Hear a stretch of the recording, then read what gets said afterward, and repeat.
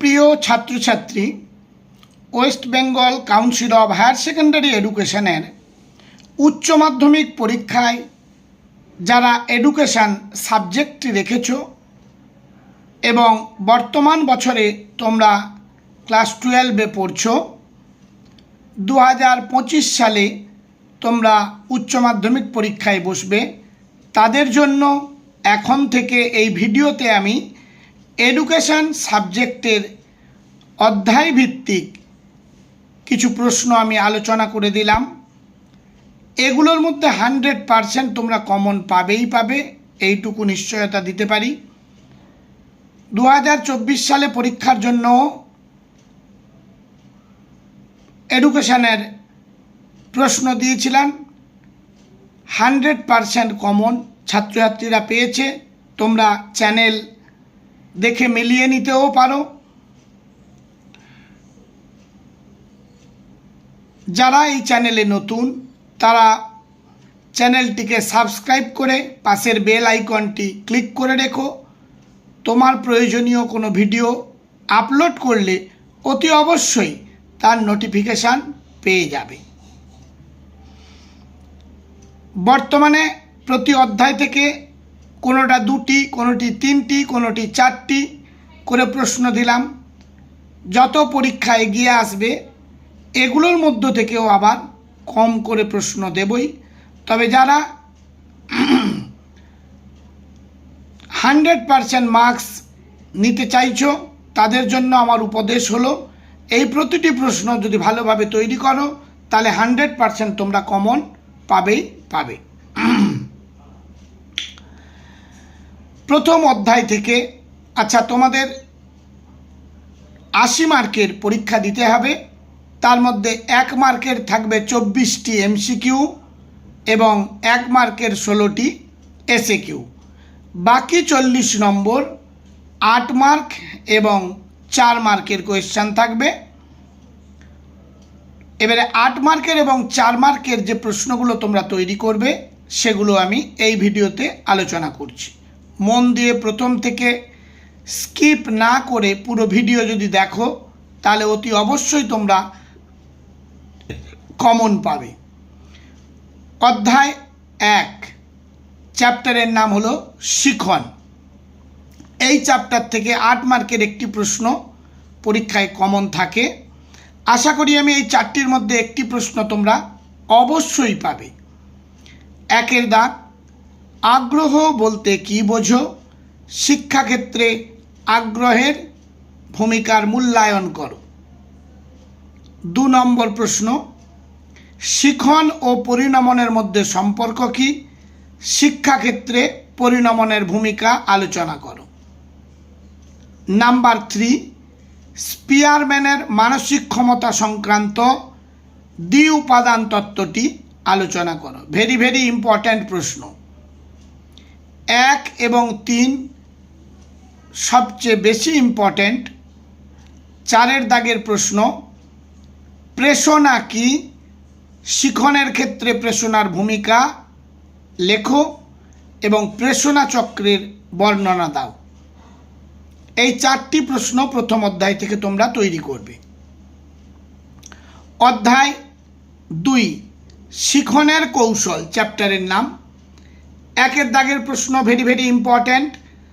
থর্নডাইকের শিখনের মুখ্য সূত্রগুলি উল্লেখ করে শিক্ষাক্ষেত্রে এদের প্রয়োজনীয়তা বা গুরুত্ব লেখো। নাম্বার 2, সংক্ষেপে স্কিনার বক্সের পরীক্ষাটি বর্ণনা করো। নাম্বার 3, প্রাচীন অনুবর্তন ও সক্রিয় অনুবর্তনের পার্থক্য লেখো। নাম্বার 4, অন্তর্দৃষ্টিমূলক শিখন বলতে কী বোঝো? গেস্টাল্টবাদীদের পরীক্ষাটি উল্লেখ করে শিক্ষাক্ষেত্রে এর ভূমিকা লেখো। এই 2 নম্বর অধ্যায় থেকে একটি প্রশ্ন থাকবে 8 মার্কের জন্য। এই 4টে তৈরি করলে তোমরা অতি অবশ্যই একটি কমন পাবে। এর বাইরে কোনো প্রশ্ন হবে না, এইটুকু বলতে পারি। অধ্যায় 3, শিক্ষায় রাশিবিজ্ঞান, চ্যাপ্টারের নাম। এখান থেকে একটি অঙ্ক তোমাদের থাকবে, তবে 2025 সালের জন্য মিডিয়ান ও মোড এই দুটো চ্যাপ্টার থেকে অঙ্ক তোমরা পাবে আশা করছি। এদের মধ্যে মিডিয়ানটাই সবচেয়ে বেশি ইম্পর্ট্যান্ট, কারণ প্রথম দাগে 8 মার্কের জন্য এই প্রথম অধ্যায়, দ্বিতীয় অধ্যায় এবং তৃতীয় অধ্যায় থেকে কোয়েশ্চেন থাকবে। এদের মধ্যে দুটি হলো থিওরি এবং একটি হলো অঙ্ক। অঙ্ক যারা পারবে না তারা প্রথম এবং দ্বিতীয় চ্যাপ্টারের প্রতিটি প্রশ্ন ভালোভাবে তৈরি করবে। এবার আমি পরবর্তী অধ্যায়ে চলে যাই। অধ্যায় 4, ভারতীয় সংবিধানের শিক্ষা। একটি মাত্র এই অধ্যায় থেকে প্রশ্ন পড়বে, শিক্ষায় সমসুযোগের ধারণাটি ব্যাখ্যা করো। প্রশ্নটি ভেরি ভেরি ইম্পর্ট্যান্ট, তৈরি করবে। অধ্যায় 5 থেকে বিশ্ববিদ্যালয় শিক্ষা কমিশন। এখান থেকে একটি মাত্র প্রশ্ন তোমরা তৈরি করবে, গ্রামীণ বিশ্ববিদ্যালয় স্থাপনের ব্যাপারে রাধাকৃষ্ণন কমিশনের দৃষ্টিভঙ্গি আলোচনা করো। অধ্যায় 5 থেকে একটি প্রশ্ন পড়লেই হবে। অধ্যায় 6 থেকে মাধ্যমিক শিক্ষা কমিশন। যেটি মাধ্যমিক শিক্ষা কমিশন সেটি হলো মুদালিয়র কমিশন। এখান থেকে মাত্র দুটি প্রশ্ন দিয়েছি 2025 সালের জন্য। একটি প্রশ্ন তোমরা কমন এই দুটির মধ্যে পাবেই পাবে। 1 দাগের প্রশ্ন, মাধ্যমিক শিক্ষার লক্ষ্য হিসেবে মুদালিয়র কমিশনের সুপারিশগুলি আলোচনা করো। এ বিষয়ে সপ্ত প্রবাহ ধারণাটি বর্ণনা করো। এবং 2 দাগের প্রশ্ন, মাধ্যমিক শিক্ষা কমিশনের সুপারিশ অনুযায়ী মাধ্যমিক শিক্ষার গঠন ও পাঠ্যসূচি বর্ণনা করো। এবারে অধ্যায় 7, কোঠারি কমিশন। কোঠারি কমিশন থেকে এবছরের জন্য এই দুটি মাত্র প্রশ্ন পড়লেই হবে।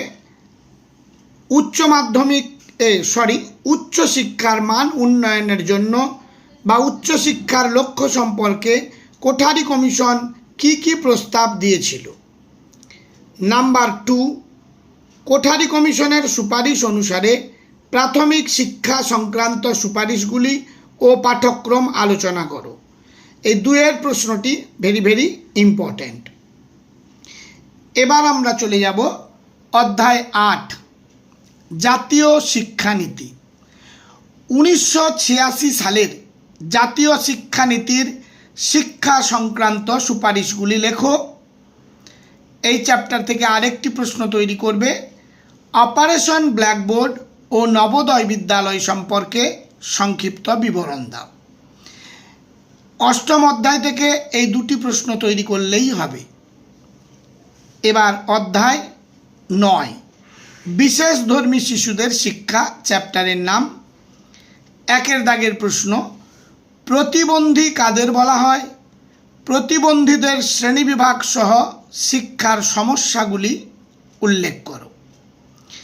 নাম্বার 2, দ্বিতীয় যে প্রশ্নটি তৈরি করবে, অন্ধ শিশুদের শিক্ষার পদ্ধতি লেখো। 3 নম্বর প্রশ্ন, মূক ও বধিরদের শিক্ষার উদ্দেশ্যগুলি লেখো।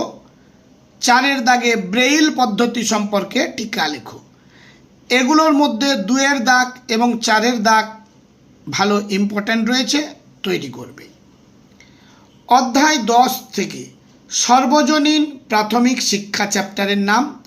মাত্র 3টি প্রশ্ন দিয়েছি, এগুলো 4 মার্কের প্রশ্নের জন্য। সর্বশিক্ষা অভিযান কি? এর 4টি উদ্দেশ্য লেখো। 2 দাগ, সাক্ষরতা অভিযান কর্মসূচির 4টি প্রয়োজনীয়তা লেখো। এই কর্মসূচির অগ্রগতির পথে বাধাগুলি কি কি? 3 দাগের প্রশ্ন, সর্বশিক্ষা অভিযান কর্মসূচি সম্পর্কে টিকা লেখো। 3টি প্রশ্নের মধ্যে একটি প্রশ্ন 4 মার্কের অতি অবশ্যই পাবে। অধ্যায় 11, শিক্ষার বিশ্বব্যাপী দৃষ্টিভঙ্গি। এখান থেকে প্রতি বছরই একটি প্রশ্ন কমন থাকে।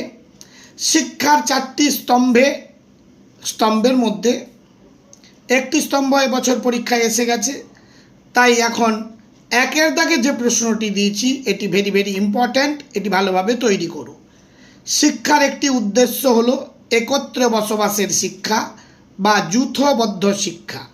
কিভাবে শিক্ষা দ্বারা এই উদ্দেশ্য পূরণ হয়? প্রশ্নটি ভেরি ভেরি ইম্পর্ট্যান্ট। পরবর্তী 2 দাগ, মানুষ হয়ে ওঠার শিক্ষার উদ্দেশ্যকে কার্যকরী করতে বিদ্যালয়ের ভূমিকা লেখো। 3 দাগ, জ্ঞান অর্জনের শিক্ষা বলতে কী বোঝো? এই শিক্ষা বাস্তবায়িত করতে বিদ্যালয়ের ভূমিকা আলোচনা করো।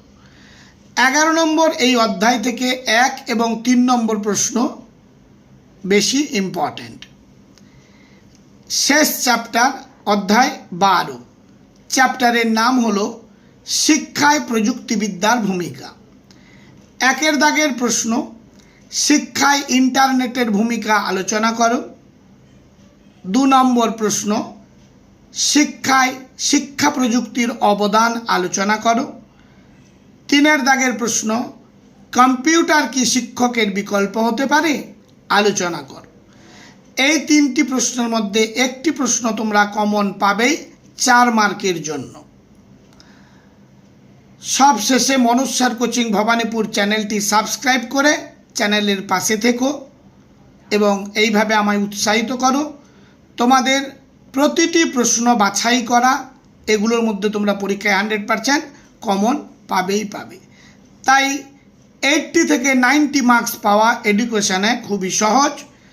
এমসিকিউ এবং এসএকিউর জন্য তোমরা বিগত 10 বছরের যদি ইয়ারের কোয়েশ্চানগুলো সলভ করো তাহলে অবশ্যই কমন পাবে। তবে পরবর্তী ভিডিওতে আমি এসএকিউ বাছাই করা কিছু প্রশ্ন আমি বলে দেব, তোমরা চ্যানেলের সাথে থেকো। আজ তাহলে এই পর্যন্ত।